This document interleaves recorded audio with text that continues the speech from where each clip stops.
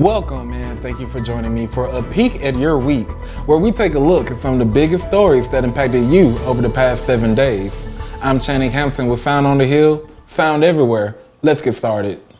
Rural states are being hit hard as COVID-19 continues to spread through areas without stay-at-home orders. Oklahoma saw over a 50% increase in positive cases within the last week. Cases increased over 60% in Arkansas, 82% in Iowa, and over 200% in South Dakota. Governors from each state insist that their residents will exhibit personal responsibility and practice social distancing on their own. Skepticism has been raised as Chinese officials bumped up their coronavirus death toll by 50%.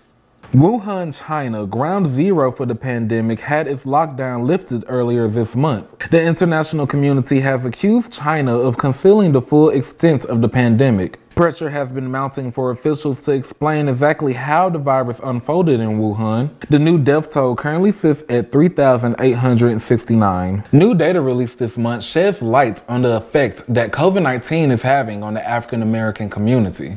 Outbreaks of COVID-19 are disproportionately in Black and Brown communities. African Americans are at a greater risk of multiple health conditions such as diabetes, high blood pressure, and asthma, all of which can be fatal when compounded by COVID-19. African Americans make up roughly 13% of the U.S., but the CDC reports that 30% of COVID-19 patients are Black. But it's not all bad news, as health officials across the world agree that most people can and will recover from COVID-19. The CDC says that people with mild symptoms are able to recover at home, while severe cases often have to go to a hospital.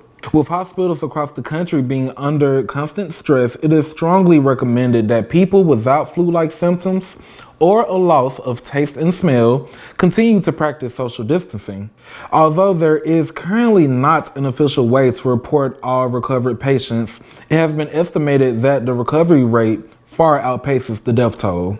For the latest in Black entertainment, culture, and politics, be sure to stay tuned to Found on the Hill.